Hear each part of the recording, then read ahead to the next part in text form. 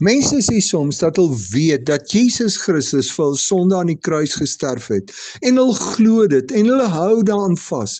Maar as hulle na hulle lewe kyk, dan weet hulle nie of hulle eendag in die hemel sal kom nie. Hulle is net te sondig.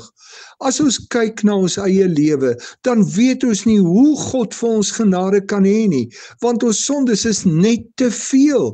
Hierdie onwelkome gas in ons lewe, die sonde, krap dinge net te de mekaar in ons lewe.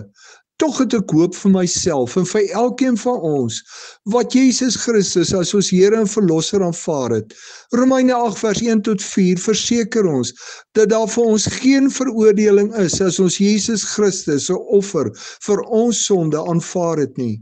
In Lukas 23 vers 40 tot 43 lees ons dat die een misdadiger aan die kruis vir Jesus vra om aan hom te dink as hy in sy koninkryk kom. En dan antwoord die Here Jesus deur te sê dat hy nog daardie dag saam met hom in die paradys sal wees.